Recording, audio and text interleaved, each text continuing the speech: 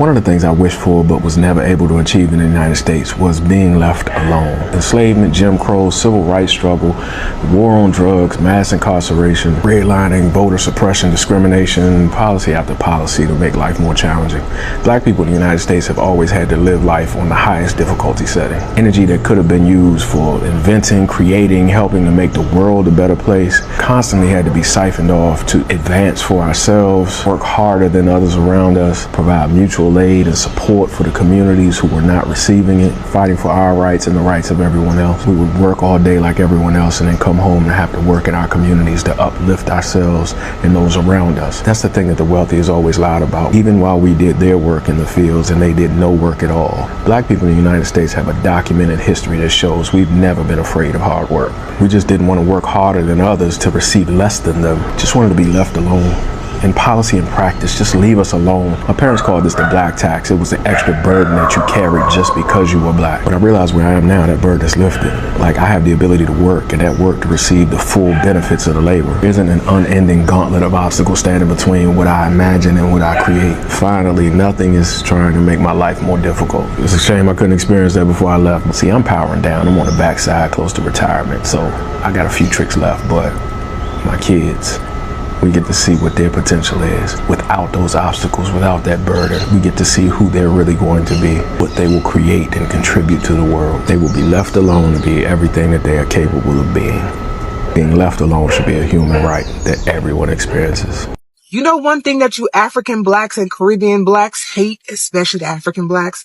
Y'all hate when black Americans say that they like being a black American. That just gets under your skin, baby. That's like nails on a chalkboard for you, ain't it? Now, this is not going to be my typical content, but y'all know I love black people, and I seen something, I got to talk about it.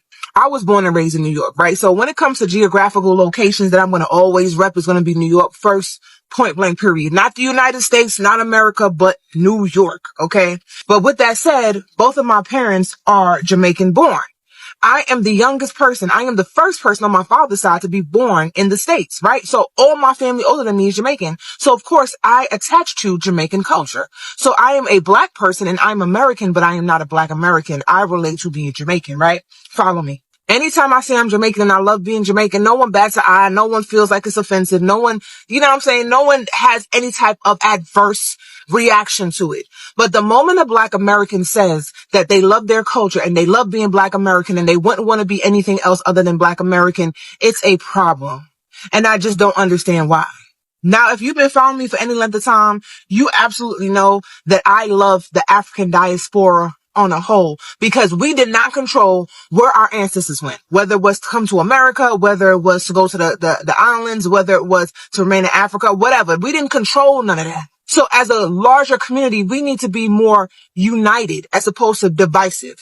But at the same time, we can still love our individual cultures. There is nothing that you could pay me to be anything other than Jamaican. Nothing in this world. And that's okay. So when a black American says something like that, allow them. Let them do what they're doing. And what kills me the most is I would be okay with y'all saying this if y'all was staying in your own country saying this shit. If y'all was staying in Africa, if y'all was staying in Haiti, if y'all was staying in Jamaica saying this shit, do your thing. Do your big one. But no, y'all come to their country with this BS. And it's not even those of you who are born and raised here.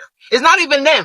It's the people that came here as kids. It's the people that came here as teenagers. It's the people that came here as adults. Even worse, it's people in England. Black Americans have a very diverse culture. Black Americans ancestrally experienced slavery for the longest. Whatever the reason was, is what it was, and that is what happened.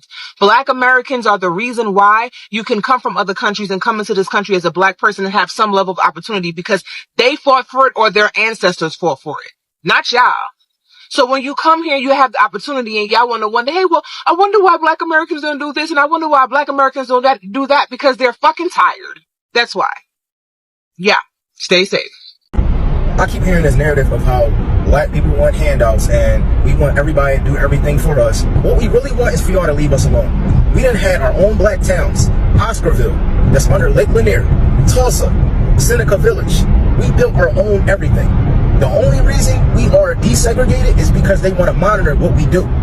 They know that we will surpass them if we was to segregate again. So we don't want no handouts. We don't want nothing to do with y'all. We want y'all to just leave us alone while we build our own communities. Every single time we had a black town, y'all burned it down. Y'all don't want us to succeed. And then you gaslight us and tell us that we just want handouts. That ain't the case.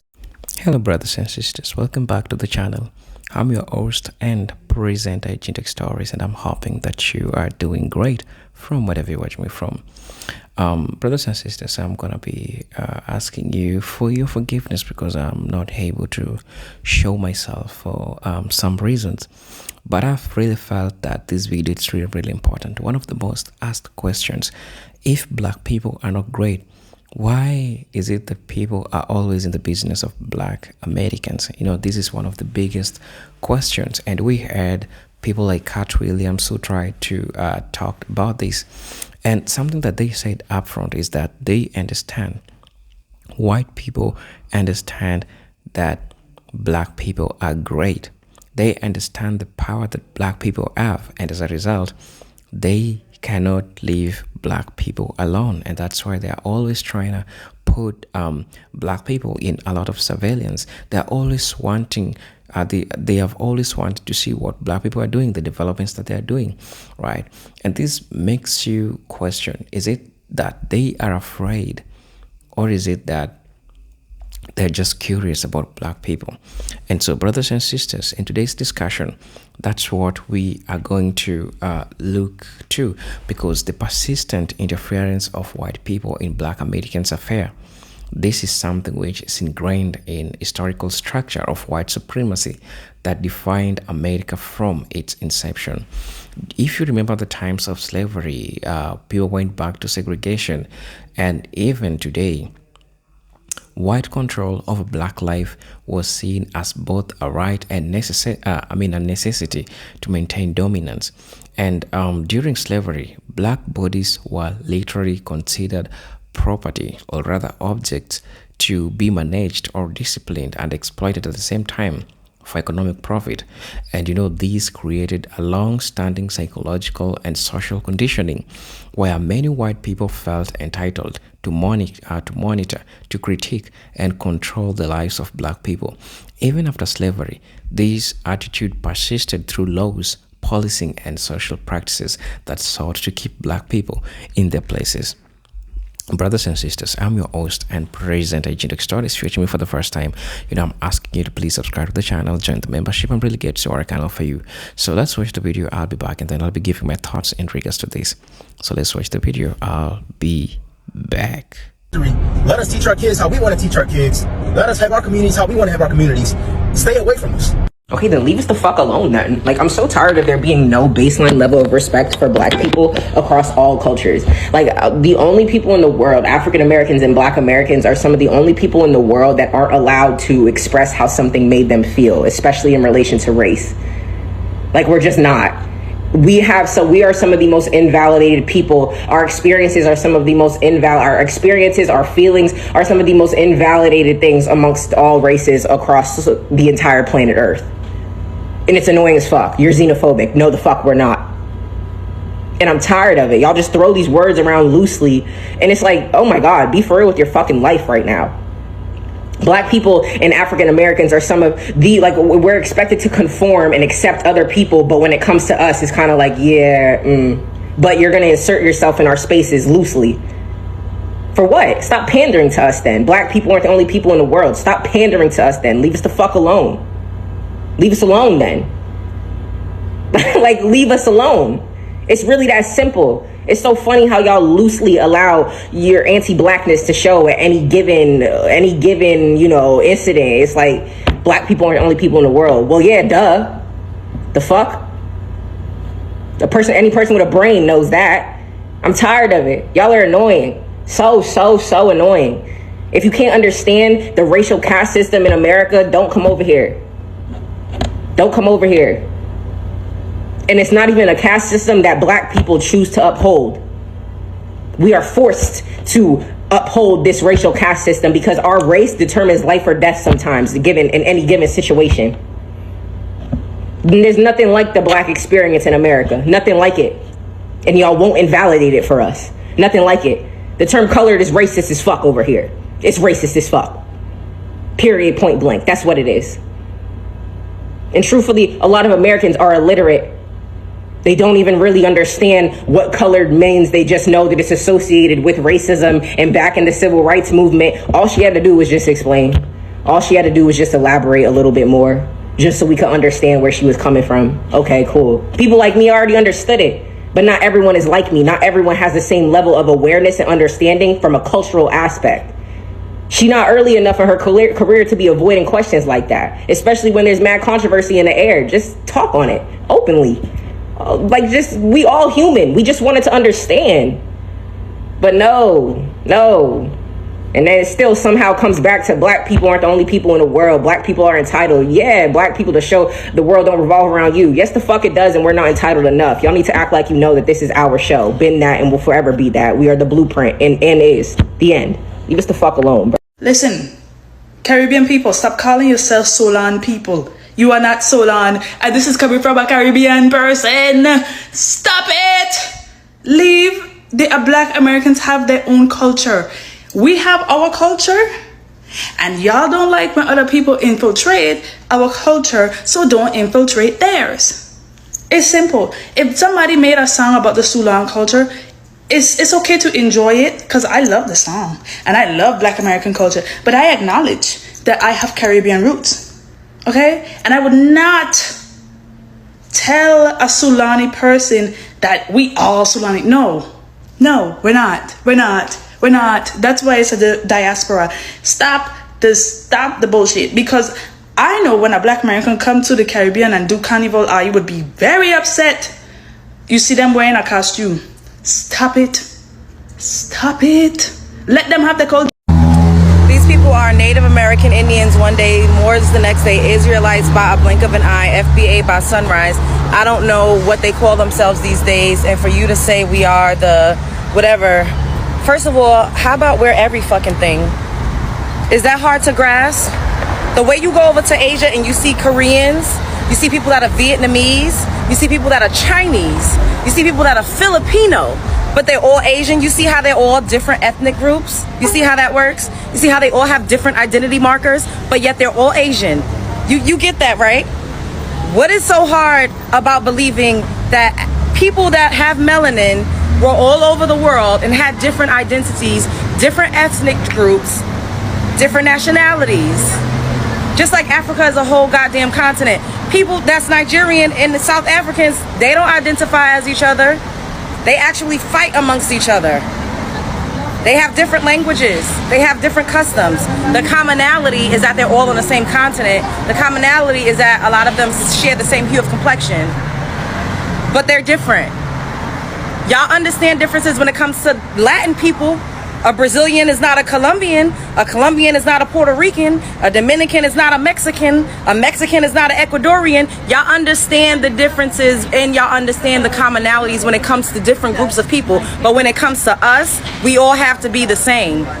It's hypocrisy at this point. Stop being disrespectful. People can identify how they want to. That's just like different religious beliefs. There's people that look like me that might be a Christian, might be a Catholic, might be a Jehovah's Witness. We're all different. Just because we look the same doesn't mean that we don't practice different things, or it doesn't mean that we don't have different cultures. It doesn't mean that our ethnicities are exactly the same. The more you know. Even in America, I'm not the same as a black person that's in New Orleans, and I'm not the same as a black person that's in California. I'm not the same as a black person from Kentucky. I'm from Brooklyn, New York. Y'all are very dense, and it's intentional when it comes to us, and it's very sad because everyone else gets to identify how they see fit. Everyone gets to trace their lineage back and be who they want to be and bring the stories down from what their grandmothers told them. But when it comes to us, it's a lie, it's a scam. Spread love, it's the Brooklyn way. So I just found out as I was scrolling on TikTok that Trump has taken over the National Archives, where our history is. He took over the Kennedy Center and all of that. And you know what? I'm just going to be really honest. And this video could, be taken down or whatever. But at this point, I really don't give a damn. Listen, it just seemed like we are being targeted. This is not to make America great, not by fucking with black people. You're intentionally trying to erase our history and just take everything from us to make it hard to get jobs and education. So basically what this man is saying is that he wants us to go back to how it used to be back in the day when they could just unalive us at will and hang us from trees and, like little decorations and nobody said anything. That's what he wants. That's what he wants. That's what's happening. We have no voice. They don't want to hear our voice. They want us to shut up. I heard that the NFL is regretting Kendrick Lamar's halftime, and they say they should have went with Lil Wayne. But let me tell you something. Had they went with Lil Wayne, see, everybody would. They got a problem with Kendrick, but they really would have had a problem with Lil Wayne because you can't understand what he's saying. I love Lil Wayne, you understand? But he's not the same. Something is going on, and that brother needs help. But you got to understand, they don't want us to be conscious. They don't want us to be conscious of what's going on. So let me make a big rah, rah, rah about it. Like it was just so bad. How could it be so bad? We weren't out there being explicit. We was not showing our asses. You didn't have to, I mean, there was no twerking. None of that. Do you understand? But they had a hard time, just processing that. It was too much. It was too much knowledge. It was too much of this one black man being conscious. He telling everybody like, hey, they knew what it was. That's why they're pissed, because they didn't want that. They wanted to be entertained. I want you jumping around and flipping and spinning around. That's what I want you to do. I want you to be the clown. Entertain me. That's what they wanted. And Kendrick Lamar gave us the message. And they're pissed about it. But let me just say this. I don't know why white people, because I have to say just white, I don't know why they think trying to exterminate the black community or the black race is going to make things better for them. It's not. Y'all already going through it. This is what I'm saying. Just look at all the companies that have lost money because black people have just stopped supporting. That's it. Target is now saying, hey, we sorry, but it's low. Do you understand what I'm saying? See, at first it was just out loud and just, in your face. We don't want your business. We don't want y'all working here. We don't want this. We don't want that. And we don't have to. So, okay, fine. So we don't shop at Target. Now Target is saying, damn, I think we done looked up. We need y'all. We didn't know what we had did, and we sorry. But, the black community is like, we don't want to hear your sorries. We okay. We don't have to shop at Target. We don't have to shop at Walmart. We don't have to shop at none of those outlets, those department stores, anything. We don't have to do that. We can find other places to go. See, it's like they want to make it hard for us. Keep fucking with us. I'm telling you, it's just not going to be good. It's not going to be good. You cannot just do what you want to do to black people. It's not going to happen. And for those that don't like it, so what? You can't. We are human beings. We are human beings. God gave us life, not y'all. God, like God gave you life. Do you understand? So it's almost like maybe y'all think that if we became conscious enough to understand what's going on and to knowing who we are, we might come together as a collective and overthrow y'all. We don't give a damn about y'all. We're not even paying y'all no attention. That's the whole point. Just stop fucking with us. Like, I don't understand what the problem is. It's like anything that happens, it's a black person. The black person. Y'all keep talking about Obama. That man ain't been in office for a ding. Okay. You still talking about Obama. Let it go. Let it go. Black people are smart too. That's all I'm saying. And we're one of the smartest, race of people. That's why I say, like, you can't make us feel bad about who we are. I'm proud to be a black woman. I don't give a damn how nobody feel. You can take the National Archives. You can do whatever the hell you want to do with them. But you will never, ever take away who I am as a black woman. And the fact that you want to do this is crazy to me at being as old as you are. You understand what I'm saying? This man is knocking on the door. He's 78 years old and still, this is what I'm saying. It don't matter how old or how young. Hate is hate. He don't like us. And there are a lot of people that feel the same way that he feels. So for those out there that don't like black people, we okay with y'all not liking us. We don't give a damn. But don't ask us to do shit. Oh, okay. All right. Why is it so hard to understand that being Black American is an ethnicity? Africans as a whole, like Kenyans, Nigerians, South Africans, all that I've seen have always included you guys as African, like African first. Again, from what I've seen, you guys would be considered more African than American. I think they would consider you ethnically African, I guess. This topic is something that I used to think people were being intentionally obtuse about, but seeing people from all across different demographics, different ethnicities, different cultures come to the same conclusion, it really is baffling, because I think that due to the history of America and what America represents, they consider everyone in America an immigrant, and they don't take account to Native Americans and then Black Americans who are indigenous to the America. Now, when I say indigenous, I don't mean that we are the natives of this land. I mean that the Black American ethnicity exists in America because it was created there. We went through an ethnogenesis in America, creating Black Americans as an ethnicity. Black Americans are extremely mixed because we're from at least 7 regions of Africa, right? All those different regions of Africa, then European, and then trace amounts of native DNA. So when you have a group of people who come from almost the entire continent of Africa mushed into one with white people and with natives, that is a new ethnicity. And the same way that Cape Verdeans are multi-generational mixed people, the same way colored people in South Africa are multi-generational mixed people, is the same way Black Americans are multi-generational mixed people. We aren't simply African. No one in the Americas is just simply African. No one in Brazil, no one in Haiti, no one in Jamaica, no one in Dominican Republic, no one in Trinidad, no one in America is simply just African, due to the history of us in the Americas, due to us being on plantations and a part of the colonies and having slave masters rape our great-great-great-grandmothers, and then everybody being a byproduct of mixing. We're not African, and then we're more African than American because we wouldn't exist without America, and America wouldn't exist without us. Do we have African ancestry and our genetics African? Absolutely. But is it just African? No. After 500 years, no one's quote unquote African, because what is Africa? Africa is a continent. Africa is not a country, and we don't come from a country. We were taken from kingdoms, and these countries didn't exist when the transatlantic slave trade was happening. It should not be that hard to comprehend, because do you consider Brazilians African? Are you going around calling Jamaicans African? Are you calling Dominicans African? Are you guys doing that? What is the need for Black Americans to be African? We're American. Ciao. The things that African Americans will do. It's crazy to me that people who rely on Black American culture for their success and popularity continue to denigrate Black Americans.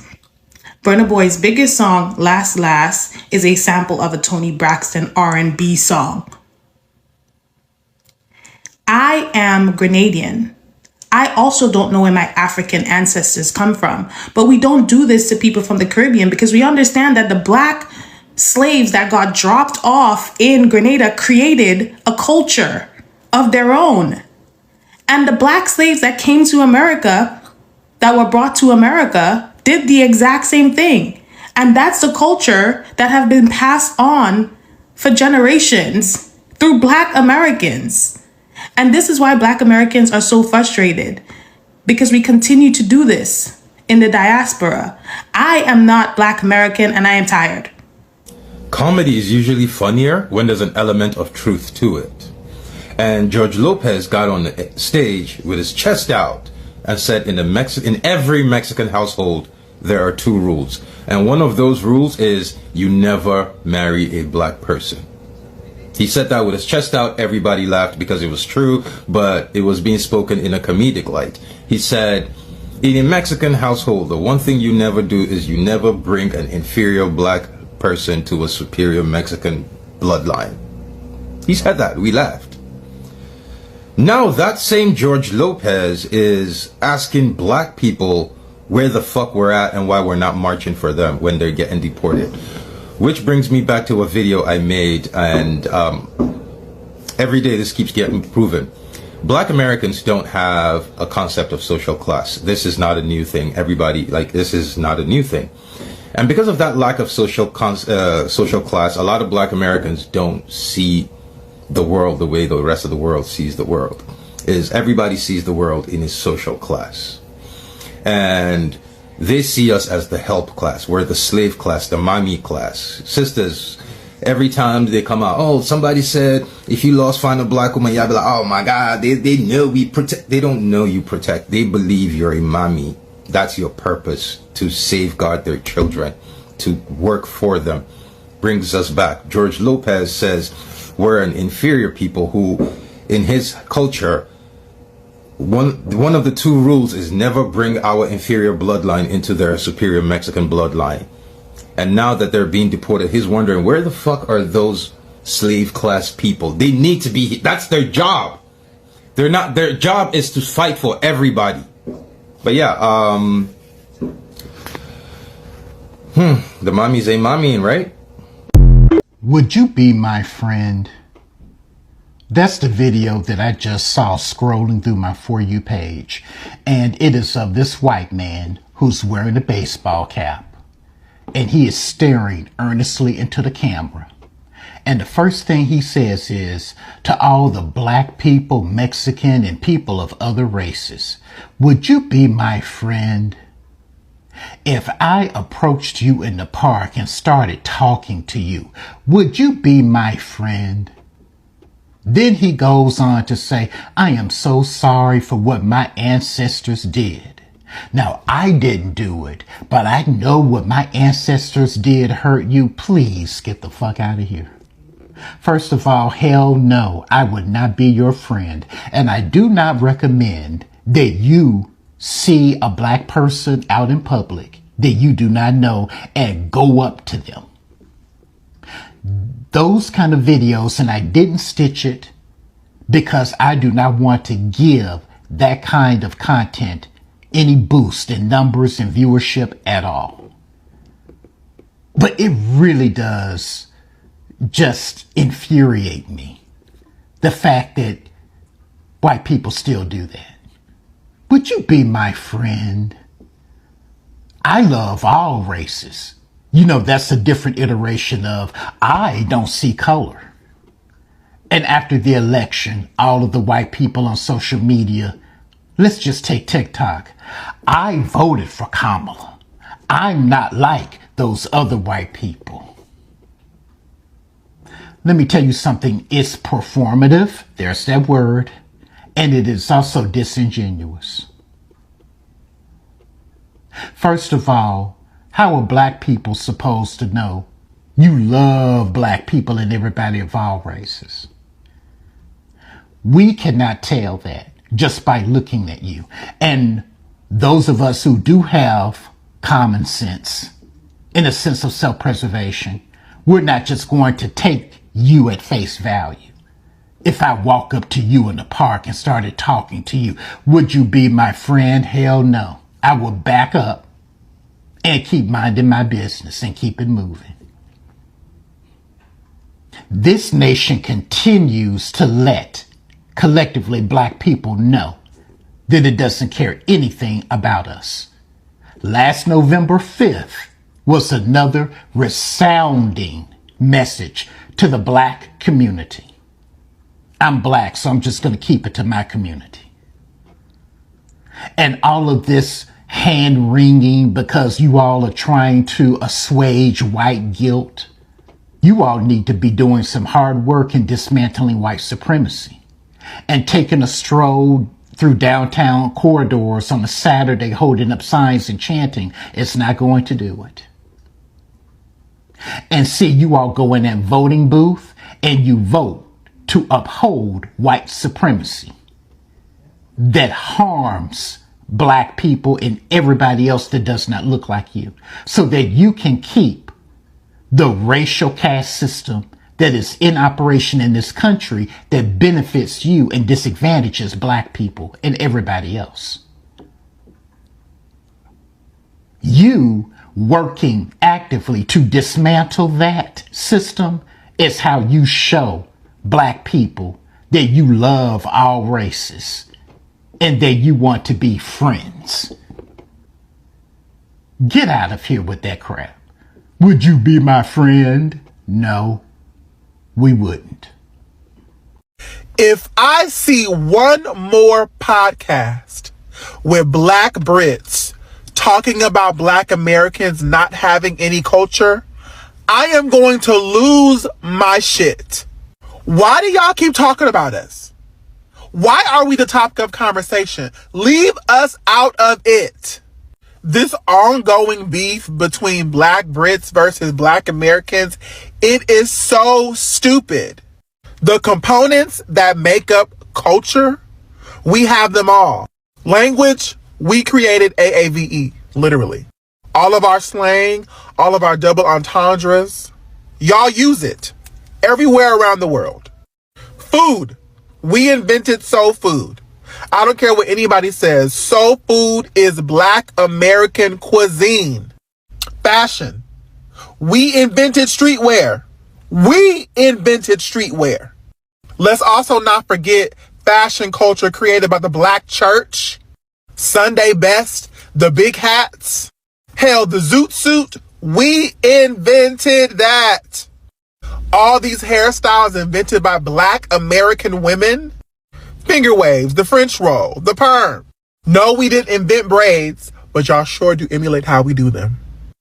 Nail culture, we invented that. Another component, music. Do I have to go there? We invented jazz, blues, rock and roll, R&B, soul, gospel. Every culture globally tries to emulate our music. Stormzy, Central C, they wouldn't even exist if it wasn't for Black Americans and the creation of hip hop in the 80s. Congratulations, you're about 1 to 2 generations removed from your heritage back in Africa. Black Americans are about 16 generations removed from our heritage Black in Africa. The first slaves, they couldn't speak their language. And they had children and grandchildren whom they couldn't even speak their language to. They weren't language teachers. They didn't have the tools to teach language to their children who were born in another country. So they couldn't pass down tradition to their children, which is another key component to culture, tradition. Can you imagine being one of the first slaves and not being able to communicate with your children? Hello brothers and sisters, welcome back to the channel. I'm hoping that you're doing great from wherever you're watching me from. If there's one thing that you need to remember or need to understand is that in the post-civil rights era, when Black people began asserting independence, building their own spaces, and celebrating their own culture, many white Americans still found discomfort in Black autonomy. You understand that this discomfort is not just a personal thing, it's a systemic. White society often equates Black independence with the loss of control or privilege. So even as Black Americans demand equality and self-determination, white Americans respond with policies, media narratives, and cultural policing that attempt to reassert dominance. An example includes things like over-policing of Black neighborhoods, the criminalization of Black activism, and the constant criticism of Black culture, music, and speech. These are not random actions. They are part of a larger psychological and institutional reflex to maintain racial hierarchy. Also, another thing that we'd like to talk about is that this interference lies in cultural appropriation. Remember that white America has historically profited from Black creativity. Look at jazz, hip-hop, fashion, language. Yet all these things they've done without giving credit or respect. Instead of appreciating from a distance, white individuals and corporations enter Black spaces, extract culture, sanitize it, and resell it to the mainstream. And this behavior, reveals the deeper truth. White fascination with Blackness often coexists with white fear of Black power. Right?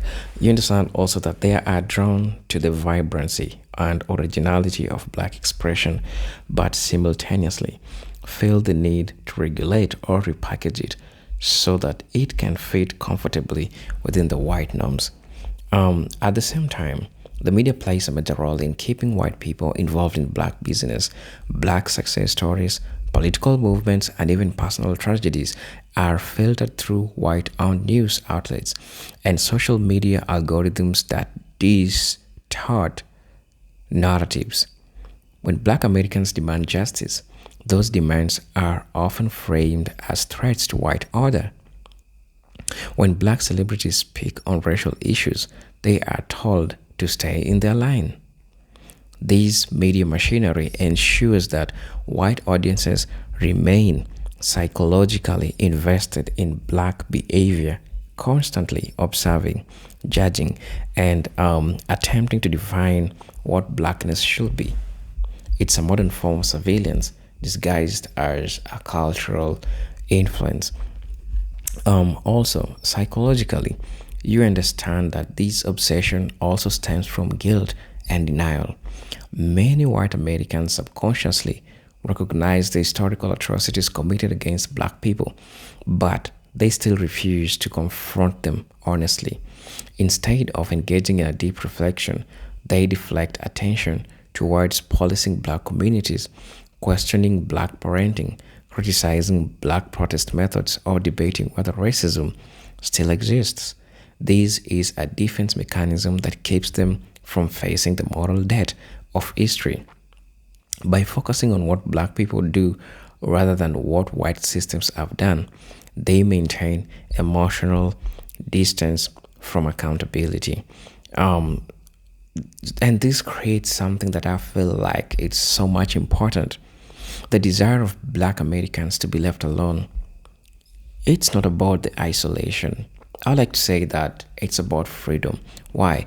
Because it calls for a self-determination without interference. It wishes to build communities. It wishes to create narratives and future independence of white oversight. But you understand, brothers and sisters, for this to happen, white America needs to confront its addiction to control. It needs to dominate and define the lives of others. You know, the only solution that we have here is that until the psychological and systemic patterns is broken, black Americans will continue to find themselves under the unwanted scrutiny simply for existing, simply for creating, and striving to live freely in a world that has long denied them peace. I'm your host and presenter, Agent Stories. Let me see you on my next video. But until then, peace, love, and harmony. Salute.